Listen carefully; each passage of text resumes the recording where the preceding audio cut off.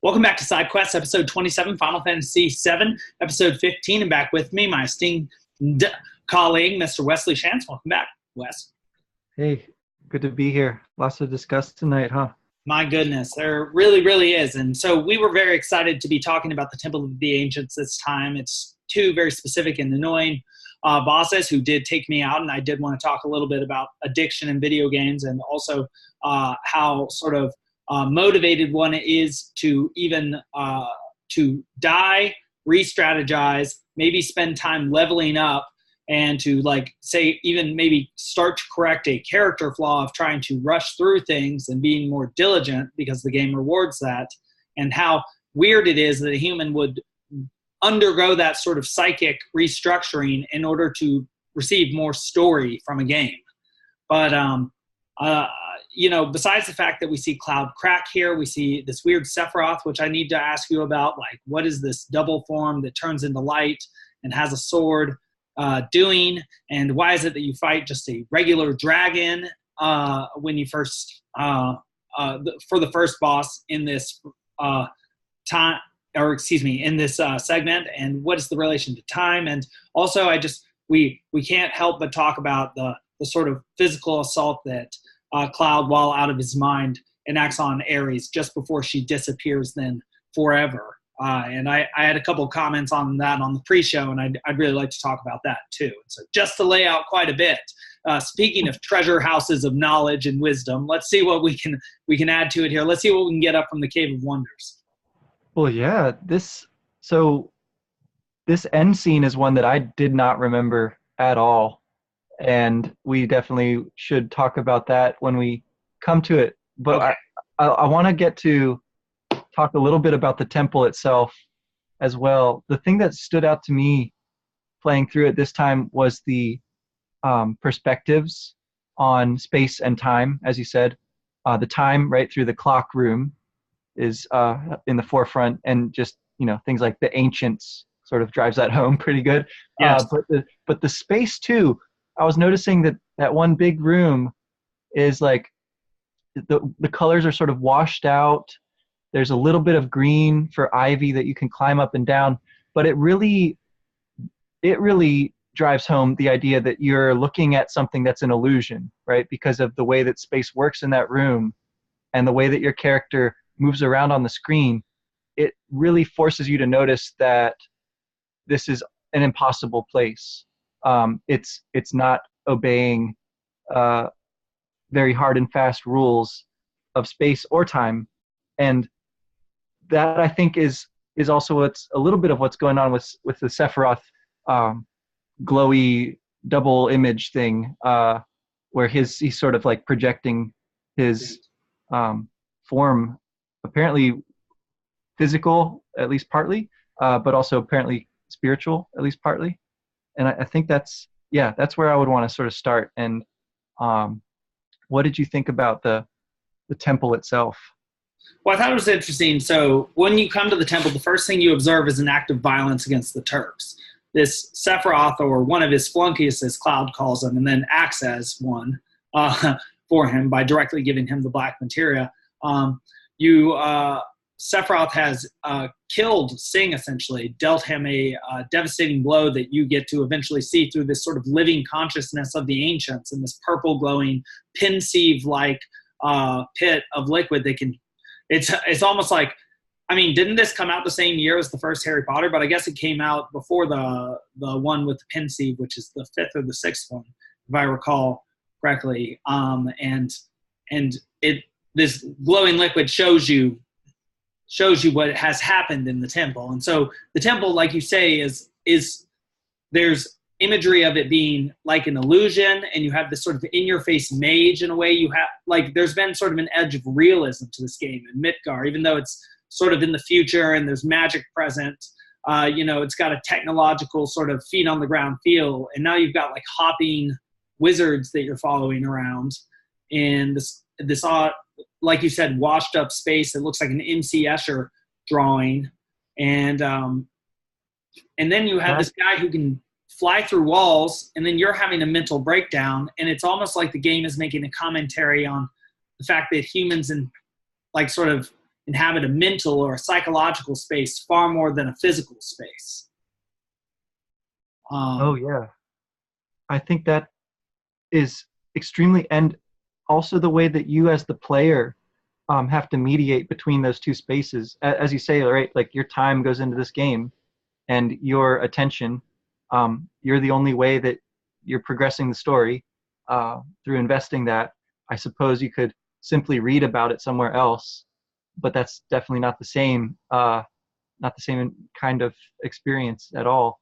The the exploration is aided in this case by those purple hopping wizard folks, aided quite a bit, right? They do provide you with free places to save and rest, and so if you do need to level up, it's not that hard. It just takes a certain amount of time.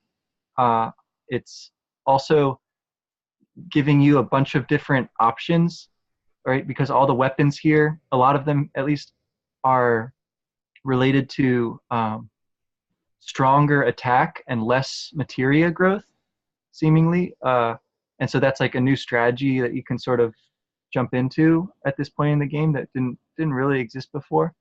It's a trade-off, and again, a way that maybe if you're really at a loss, like you can try something totally new.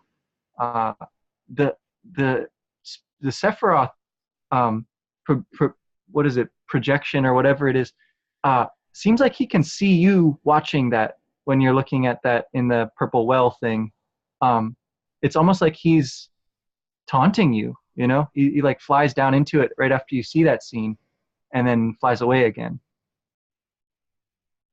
Yeah, and he just does some odd things. He also jumps into your dream of Ares after she disappears from your life forever, effectively, as far as you know. And though, it's so interesting the language she uses eschatologically, where she says, "I'll see you after this is all over." It's like, well, what exactly does that mean? I think we're meant to interpret it in one way, but it's open to multiple interpretations. But the Sephiroth character, he's well, he's he's everywhere. He even the oddest thing about him, which I should have just gotten to this first, is why does he even make that comment? Well, two things. He says, "So cold, and I'm always by your side," when he first manifests. That's very odd. Very, very odd, as if he's like back from the dead, so cold, or the reaches of the unconscious. And I'm always by your side, suggesting that he is like your own mental projection. It should be interesting why Ares is combating him later on, whether they're both in some way mental projections. And they are literally mental projections insofar as they are projected into a narrative on a screen that somebody created, right, from their mind, or a host of minds.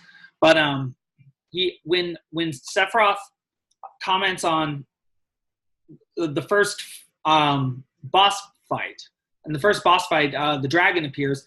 The temple is rumbling, and you're thinking, and your characters ask, "Is this Sephiroth?" And he goes, "Ha ha ha! It's not me." It's like, what? So he's still there and present and watching you, and then you fight a dragon, which of course is the first thing you ever fought alongside him. And you're fighting a dragon in a temple with hieroglyphics that show like a meteor coming down, but also there are other hieroglyphics that show like a perfectly balanced state as well. And so I guess that's just a mess of things to say, but it seems more as if Sephiroth is like you are one of his flunkies and he is a part of you more and more. Well, yeah, he in a way is mocking Cloud, but in a way is also mocking the player, who's really maybe a better counterpart to him at this point, because he seems to be watching what's going on just as the player's watching. He seems to control Cloud just as the player's been controlling Cloud, and he seems to derive enjoyment from this watching, which is sort of the end of the game, as far as like its purpose is to be enjoyable and make you want to buy more games like that or something like that, and yet he says to you that he's so cold, Right. And I find that a really interesting phrase as well, because it could also mean that he's unable to fully enter into the kind of relationships, the kinds of enjoyment that the game seems to promise. And that would be like a really negative form of the addiction that you mentioned earlier, right? Like if you continued playing games even after you no longer wanted to be, that would be sort of like what I see going on with Sephiroth. Like he's sort of gone beyond any sort of rational purpose and is uh, on his way towards, being like a all-powerful supervillain. So that's not great. Yeah, yeah. I mean, in some ways, he seems like such a like a fallen ideal that you used to pursue. So, insofar as he used to be the hero of the land that every young man wanted to embody, especially Cloud, he served as sort of a ruling idea, and he was like that perfect ideal towards which you strove. And then he sort of went crazy, which either he went crazy or Cloud's perception of him got corrupted, possibly due to his failures in life. And it's just like I don't really know how to put it. It's so abstract. It's as if what he represents is what a person could become if they left the structure of the game in order to start a new game, which despised the old game for being a game itself. It's as if he wants to leave society and all the glory he was given and its structure and its mortality, and even wants to leave his species now, right? He wants to become a god. And he wants to deal the world such a grievous blow. So he's become such a Luciferian figure that he's willing to sacrifice the world to become a god himself. And that is tied to the idea of addiction, and that one tries to reject the idea of being human and replace sort of social interaction and the container in which all social beings find themselves, the anthill, the abstract anthill, which is the pyramid. And they replace that with something, I don't know, superficial or not as substantive, something artificial, something substitutive, like a drug. And that the game then can go from something which is a game and therefore healthy to you can create sort of a destructive game where you try and destroy the game. And that's a different game. And that seems to be the one that Sephiroth is playing. And that you can play too through inappropriately playing this game or potentially any of them. Yeah, I like that a lot. Like he's an evil player, or some like the image of an evil player in a way. I also like the idea of him creating a wound in the earth. That does sound a lot like the picture that Dante paints in his cosmology of hell, the inferno, being a huge hole that is created by by Lucifer falling and crashing down into the center of the earth, and in so doing, it pushes up on the other side of the planet the mountain of purgatory, right? And Yes. So it's like, I think that's kind of what's going on here with Sephiroth's fall, because it's creating basically the storyline that you're working your way through, much like a descent into hell and a ascent of purgatory. And he's, in some sense, he is that dragon, right? He did say he was always by you. And in some way, that dragon represents the kinds of challenges that are thrown in your path as you're trying to overtake and stop his destructive purposes. And so the red dragon there, is sort of the archetypal boss battle, and it's a tough one. It's only a step on the way to fighting Sephiroth himself, though. That's right. And insofar as it is a step along the way, it partakes of the same archetype as he does, which is that of the antagonist, or the step up well, I guess the step up the pyramid, and I suppose he's the temple guardian at the top. Like, he is what keeps you from your destiny. And it is his explicit purpose to provide you with the obstacle necessary that enables you to become the person necessary to live up to your destiny. And his means of attack with you, which is interesting that he carries a large sword and that he sort of strikes it about while he's sharing his thought, indicating that his sword, in fact, indicates someone with mastery of thought, talking to one who is more enslaved, less capable of thinking or articulating himself. What Sephiroth does is he both shows you the value of education by saying that this is a treasure house of knowledge, but then B,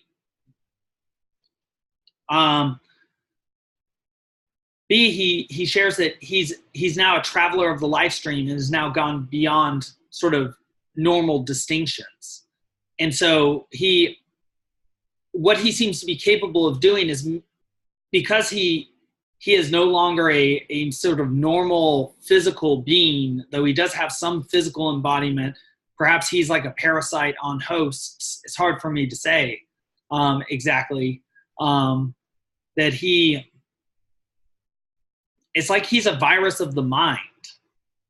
In that he is a corrupted ideal. It's like in an ideal that you still follow, though you know that it's ill-adapted or doesn't serve the world anymore. It's as if then, like, the fantasies you produce, if you're doing that, would be like a Dark Wood, or like a Wizard of Oz in the dark sense, or like what we get after Cloud starts to break apart, like a darker version of the world.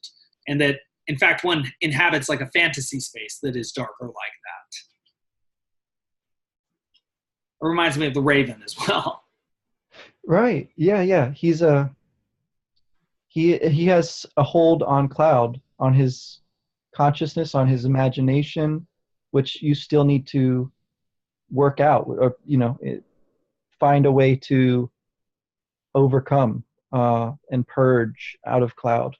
And so that, like, there's sort of these literal battles that you fight, right? Again, sort of temple guardians of various kinds.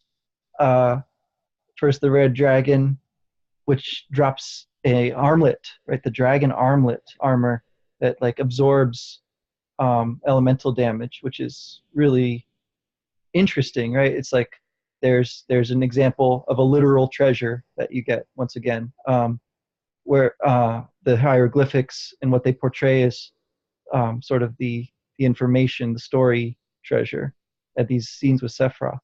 But then on your way out, because there's this weird little plot thing with Kate Sith where, since he's a dummy, he can sacrifice himself without real repercussions. And so he's going to come in and stay in there and acquire the black materia for you. And so your job is to escape at this point. And so you're leaving, you go through the clock room again and cross at the vertical line, which you couldn't do before. It's now clear, and you come to a place where the wall itself of the temple is trying to crush you, right? It's like an animated dungeon, which is, of course, what the whole game is, right? It's like, it's not really going to crush you. You're going to overcome it at some point if you're going to proceed. But it provides that sort of like, it's an unexpected twist, and it provides that sense of danger that apparently we like really want, because we're playing this game. And so, and this one, when you eventually prevail in that battle, it drops the Gigas armlet, which I love because it's like very strong defense, much like the wall has, of course, but it has no materia growth. And so again, there's this like suggestion that certain kinds of strategies are not really going to pay off in the long run because they don't allow for growth. And that's something we've been coming back to with Sephiroth time and again here. Yeah, and it's interesting that we talk about the theme of growth when the black materia, the ultimate destructive materia, is first shown. It involves destruction of this beautiful sort of museum sort of place in order to produce it. And then it involves an active destruction of one's own sort of mental unity in order to give it to Sephiroth, suggesting that Cloud is the flunky of Sephiroth and has been serving him this entire time, and has thus not known who he was at all or his true role in this story, thinking himself the hero capable of defeating Sephiroth, I guess is what I've been trying to circle around, when in reality he's just the flunky who continues to serve him. He's incapable of even overcoming the mental influence of Sephiroth, even if Sephiroth is just a mental part of Cloud, so weak is Cloud. That's why I think Ares says, be strong. And then he very childishly and sort of maliciously, and it was very shocking because I just played this part of the game, starts to, what it appears to be, just wail on Ares. I suppose you're supposed to read that as while encountering a psychotic break or being controlled by Sephiroth, who has just now used Cloud to destroy the temple and create this black materia that can destroy the world, and is now also manifesting Cloud destroying his relationship with Ares, which he had just gotten news from Kate Sith, which is all the more interesting because, Kate Sith is such a liar and a fraud, but also such a beautiful moment too, if you didn't read it ironically, where Ares and Cloud are told that they're a perfect match for each other and they'll live so long. And again, you get that moment where they retell, or they reaffirm their future together, and the fact that they'll look at this past moment happily, just like when Ares at the Golden Saucer suggested that they come back there at some point. And so then you have Cloud beating her, and then she disappears into a very magical looking forest and is now sort of popping up and down in the same way Sephiroth did, suggesting that maybe, I don't know. I was saying in the pre-show that maybe this is when you enter the secondary world in Final Fantasy VII, that now you encounter the sort of place of your imagination or memories or unconscious, where you have to restructure yourself after doing something morally awful and realizing that you are the one at fault and you're the one who has to figure it out. And that seems to be what Barrett and Tifa are saying to Cloud, and that you have to move forward, but that he does something sort of unforgivable here, and that Ares is sort of gone because of him, not Sephiroth. This is something terrible he did, and it has nothing to do with the fate of the planet, but maybe it does. Yeah, the way that these lines of intention start to get tangled, I think is very interesting. I like that you mentioned the Kate Sith fortune telling, because I kind of forgot about that. And if I remember right, she says, or he says to them, that their stars are like in perfect agreement. So it's like a kind of astrological explanation this time, which again, sort of like considering that versus the meteor that Sephiroth wants to summon, or you can sort of see that contrast brought out really nicely there too. And in going after Cloud, right, getting at Ares through Cloud, and then getting Cloud to give him the black materia, right? Yeah, it does seem like Sephiroth is kind of sadistic, because these are things which he could obviously do on his own, or so it would seem. And so it seems kind of gratuitous to force Cloud to be the one to do it. It must be his way of inflicting maximum suffering upon this person that he does not respect. That's how I sort of am forced to interpret it, not knowing any more that could possibly explain it. Like if there's some kind of story aspect to this where Sephiroth, couldn't take the black materia himself or something like that. Like that would also sort of make sense, I guess. And that's sort of like just thrown in there that, the temple itself is the black materia. And so Kate Sith makes this heroic sacrifice. It's kind of mock heroic, he like trips on his way, like flouncing over to the altar. But he's being very brave and all this. And then the very scene when, as you're describing, when Cloud has given away the black materia, he's had this break where you can see his child self and his adult self separate and in conflict. and he's now wailing on Eris, although she's saying, don't worry about it. It's not your fault. It's not your fault. And so she's like forgiving him even in the act. It's very dark. And then meanwhile, up above, Kate Sith hops back into the scene. Like, Kate Sith Part 2 is now back with you. And, oh, I shouldn't have come. Like, this is a bad time. So there's like this weird humor that's injected in there too. I don't know whether it's supposed to be comic relief or if it's supposed to just, help out if you're sort of uncomfortable with what's going on, sort of to distract you from it. But it's a very gnarly little scene here. A lot is going on, and it's, I think, meant to evoke a variety of responses, like sort of keyed to the care and attention with which the player is willing to invest it. Yeah, and I think you just helped me to realize that the very attack meteor is the attack of a falling star, right? And so that, I think, represents very nicely what Sephiroth is, as sort of a corrupting ideal that still has a hold over you, that you have not yet put to bed, that can destroy your real life relationships. And that what I think is happening with the black materia being the temple is not so much that it's the temple, it's the act of destruction of something so beautiful and ornate and sophisticated, which produces the black materia, or that onus, that anger. It reminds me of sort of an ISIS attack against those Sumerian monuments, that it's like you're doing it. It's sort of like Voldemort killing the unicorn, right?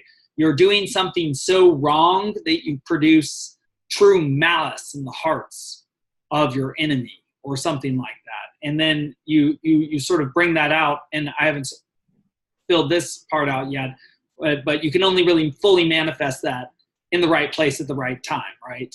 That the moment has to be ready for you to maximize the punishment of others, or the people. And so Sephiroth is going to have to use that materia in the Forbidden City, or where it's not the Temple of the Ancients, but it's another sort of super special archetypal place that he's going to have to go, that's powerful in the life stream, a scar in the world.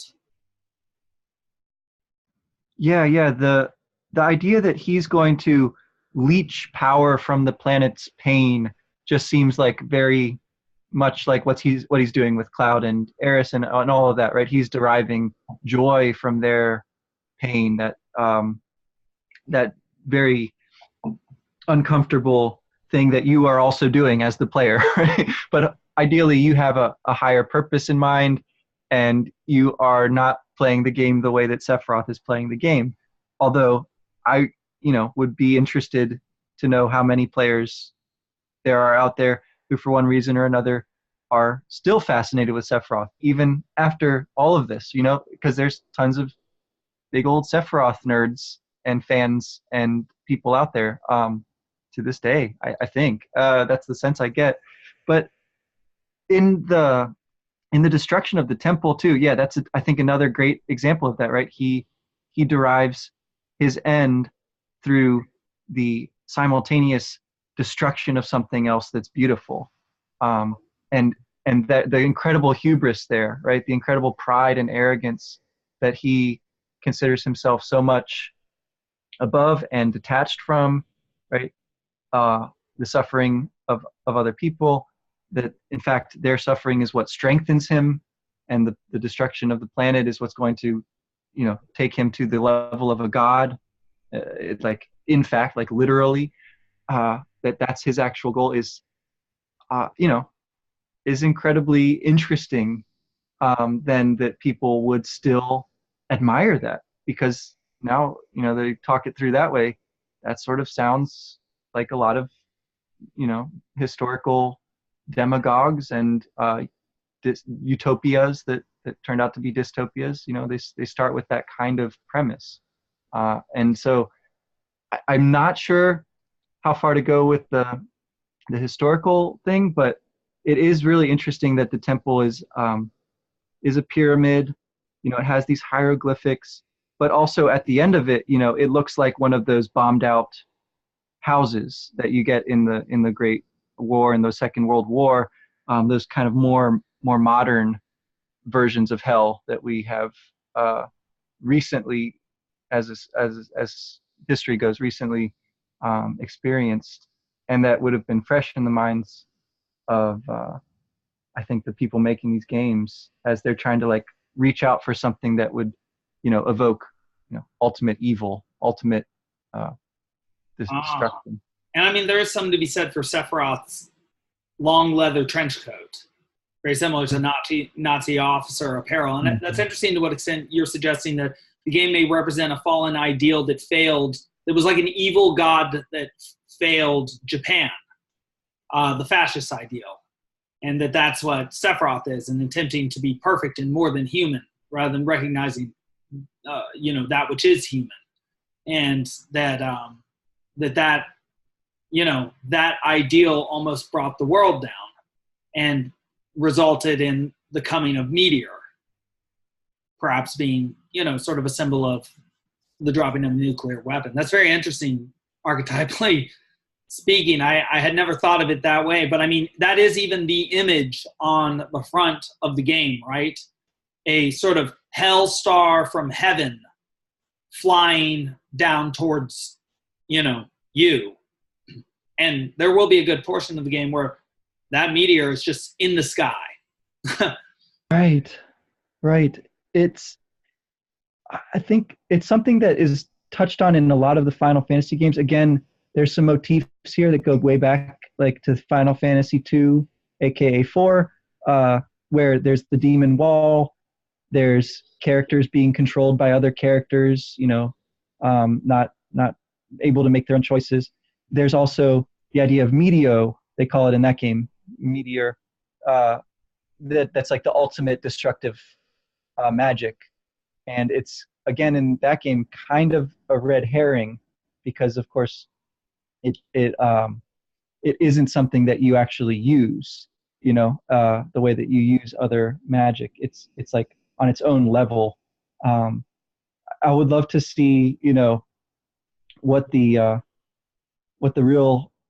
real like people who have played all the Final Fantasies. I'm sure they can come up with lots of other examples. But those are the ones that come to mind for me. It's like something that, like Sephiroth invading your dream with, or your vision, or whatever it is, with Eris in the forest. It's an idea that's clearly like haunting and continues to hold captive the imagination of the makers of these games, that they're sort of like continually working out in repeated versions, this final fantasy, right? This idea of ultimate destruction and of ultimate salvation. That's very good. And that's what drives the technology, that we want a higher and higher resolution copy of what this Final Fantasy is. And so we're constantly pushing that forward, both in movies and movie technology, and also video games. And that's why we can continue to make and remake the Final Fantasy, because like you said, it's a chessboard. It's good versus evil. Ebony versus ivory on the chessboard, and you remix it each time, and you set the board in a different way. But it's the same fundamental underlying principles which are fighting against each other. So whether it be like, say, I don't know, like the ancient Greeks and the Persians, or sort of in the Middle Ages, the Crusaders, the Catholics versus the sort of Turks and the Muslims, or whether it be Harry Potter versus Voldemort, or the light side versus the dark side, the Empire versus the Rebels in Star Wars, or even just dark versus light on the chessboard. That what we like to see played out in greater and greater resolution is evil versus good, indicating, funnily to me, that is the most real thing in the world rather than the least real thing, as most people seem to pretend. If that's the most interesting thing in the world to play through and therefore embody, and also to sit through dramatic representations of all day long, and to even have what is called newscast and stories, which have a narrative, and are generally a narrative between good and evil. And that's very interesting. And I do think that the technology for this game did drive that idea. This is the first Final Fantasy on PlayStation, which had the best graphics of any console ever at that time. It was twice as good, right? For 32 bits rather than 16, could be represented on the screen. And so it was a greater, it was as if it opened our eyes to the greater possibilities of connection between us and our narratives, that eventually we could represent them so perfectly that, that I don't know, maybe we would meld with them in a godlike way. Seemed to be the dream that we were following, the alchemical dream. And it is interesting because games do continue to improve how good they look. In fact, I would say many of the environments in games look now better than what reality looks like. Very few imperfections. And so, yeah, I'm just very interested in how you brought up that point about the sort of succession of Final Fantasies and how the technology continues to be driven, and how the same motifs come over and over and get repackaged in different ways, and to what extent that can be final. And so sorry to say that forever. No, yeah, this is making me think about the forest again now. So it's like, what else is in that imagination? Of course, is what's always been there. These archetypal images of the sleeping forest, right? It's like the beautiful side of nature, that which Eris moves through sort of freely now, the way that Sephiroth moved through the temple before, and his interruption there does like strongly hint that you have to confront this thing over and over, because it will impinge upon, it will infiltrate right into the most beautiful places, right? The most paradisical are always under threat from it. And so this is like a continual struggle, right? And the really interesting thing here is how Cloud is like, he needs to be persuaded to actually continue the story at this point, because he's ready to sort of just throw in the towel after seeing how he was no longer in control of himself. He'd rather just kind of give up. And it's his friends who convince him that he has to see this through. I'm sure, the player's glad about that too, because, they want to continue controlling Cloud and his party and seeing what happens next in the story. And I had forgotten that this whole disappearance thing happens. I forgot all about the fact that the Forbidden City and the Temple of the Ancients are two different places. Like, I thought Eris was toast at this part of the game, but we've got at least another week, because we've got a lot of gameplay before we get there. There's also a major side quest which we can do at this point, which is the Wu Tai, the whole having your materia stolen and getting it back, and then Yuffie climbing the pagoda, which looks kind of like a temple. Again, it's like another weird sort of humorous representation of the same process. So that might be worth doing, taking a little break from these heavier matters and going off and having a vacation in Wu Tai for next week. That's not a bad idea. I just have to go get Yuffie first. Oh man, that can't be too hard after battling dragons and demon walls and things.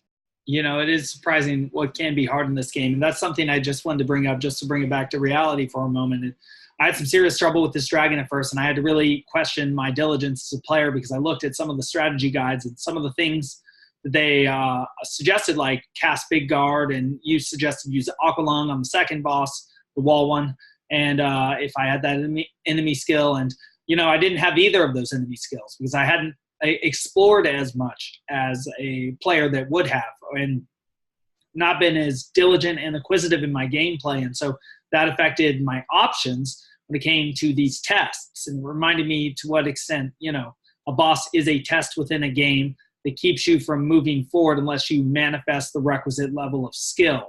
And that as if you have gained the requisite level of character to move on. It's like an ideal education, right? Because if you want the story, which you're now addicted to because of sunk costs, and that you do actually like, if it's touching on these archetypes, which it is with these Final Fantasies, you're going to have to face your own failings of character, like I did. I lost to the boss the first time, and I lost like 30 minutes of work, and that actually threw me into emotional dysregulation, because I then had to leave Frisbee or Ultimate Frisbee earlier than I expected in order to try and beat that part of the game, while also confronting my sub goal of trying to smell the roses better, and failing in that because I had to rush so fast through the part of the game. Though I did prepare better for the boss the second time around, and the next one, I used a substitute for Big Guard, using just a guard or a guard spell, barrier spell by Ares with all materia on it. And I used physical attacks against both of those bosses with especially Red 13 and his plus 10.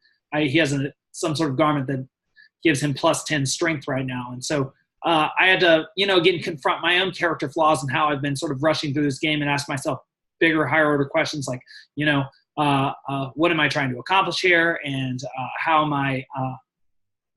how is my failing in this game and generally failing in my own character? And it's funny because now the character yourself that you're playing now has to ask some questions about himself and face these. And is he willing to face them in order to move forward? And as the game gets harder, it seems like you have to face those questions too. How much are you willing to give in order to move forward? And I wonder to what extent that's why RPGs are not always the most popular games, rather than like, say, action games that, require some sort of procedural learning, but don't necessarily require that you dump a lot of time into rote, like leveling up and puzzle solving necessarily. To what extent, wow.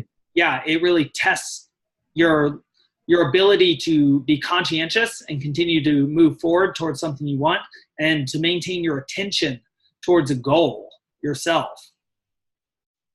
Yeah, this makes me think again about what Kate Sith is doing there, because he is crushed by the game. Like he is that person who plays it to the point where it overwhelms them, it overcomes them, it consumes their life.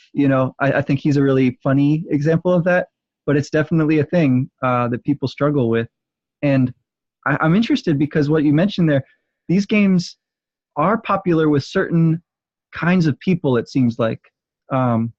There's people who get really, really into them. And it's making me wonder now about how that is connected with the secondary world idea that you mentioned, going back to Tolkien and his role in sort of creating this audience way back when, or at least sort of giving them a new kind of commodity to look for, which is like fantasy literature. And then around the same time, Dungeons and Dragons, like massive board games, strategy games like this came out where you role play, and then in turn become video games later. But it's a pretty clear line of descent, I think, that could be explored, and how that plays into the psychological like makeup of the people playing and what kinds of things that they get motivated by is really interesting. And also the cultural question too that we were touching on, like, because these games are far more popular in Japan than they are in the States, in terms of like their impact on culture as a whole. They're really, really big. And I don't think that something quite that big happened here as an RPG until like the Pokemon thing came out, which is, I think, a little different because it had a slightly different marketing, and it's a slightly different kind of game. But it's in that same wheelhouse, I guess. It's like finding a way to expand that audience even more. And I would love to like see, I guess, if people have studied this, to see the numbers there of like what kinds of people say RPGs are their favorites, how that's different by geography and culture and things like that, how those impact it. I think that there's just a lot there that's extremely interesting. Oh, and then of course, the historical aspect of it, right? Like how much that can be traced to fantasy literature and where those things really caught on and were developed. It's a lot there. Yeah, just to throw a hypothesis out there, I would using the Big Five aspect scale, suggest that it's probably people who are high in trait openness and potentially low in trait conscientiousness, those who are most susceptible to interest in fantasy literature and fantasy gaming, but also most susceptible to getting sucked into it, right? Because if the less conscientious you are, the easier it is to skirt the work that you need to do in order to do whatever you feel like. And so, you know, and so that's an interesting thing to maybe know about yourself, that the thing that gives you greatest pleasure is also very much like a siren, like Dante would say in the second dream of the Purgatorio, that it can also, it can go from that wonderful sort of ideal sort of Aries to this, you know, sickening Sephiroth sort of situation in which everything that was once good is now evil and corrupt and destructive. And that's interesting to what extent, you know, a video game has to confront issues that, say, distributors of drugs do, right? Like alcohol salespeople and tobacco, because it's not so much that the game itself is destructive, but because of the level of sort of conscious awareness of the people who do often play a game, generally, you know, young people, it can have the effect of a drug on them. Though I don't think that is an appropriate excuse for somebody over the age of 25 who's still addicted. Well, there's a lot there. I mean, I feel like there's more here than the two of us are able to do, and I want to find some people to like come on the show and talk about some of these more specialized areas. Like someone who studies addiction, or someone who studies the history of fantasy and video games and things like that. Some of these kinds of specialists, I think, would be really interesting to try to reach out to and invite them on for a conversation one of these days. So I think we should look into that. And my vote is that we continue to play this diligently, but with proper balance between it and real life. Okay. I think that sounds fair. That sounds fair. Yeah. And but you do need to get Yuffie. I mean, that's inexcusable. You've got to have Yuffie on your team by now. Come on. I know. I really need to. I was thinking that today after I lost that dragon battle. You know, is that a real loss? Is that a fake loss? It is funny that I did sort of go into my lobster loss hunch after. I was sort of like down on myself, right? And thinking about restructuring the way I did this, and then thinking about restructuring more things in my life so that I can spend more time diligently doing that which I'm already doing, and not, you know, overextending myself. And so it's like that loss in the game was a real loss in time, and so was experienced by me neurologically as a loss, right? Yeah. A hit to my serotonin system, to my balance, a little shot of negative emotion from either my hippocampus or my amygdala, probably both to some extent. And because things just didn't work out in the way that I wished for them to. And so I failed. And nature doesn't care for that. And so I guess that's actually why we experience negative emotion, right? It's sort of like Mother Nature inside of you saying, nope, bad. And, well, you know, I made those adjustments, and that was a good thing to have done. So in that way, hopefully the materia has grown a little from the experience. Awesome. All right. Yeah. So for next time, we've got to go on our Wu Tai side quests, if possible, and try to recover the materia that's stolen. And then, yeah, like I said, maybe we can give some updates about how the outlook for this project is with respect to some guest speakers. And if people have suggestions for that, we'd be really happy to hear them. Yeah, and this upcoming week would actually be a really good time to record something like that because of Thanksgiving and travel. It's going to be hard for me to.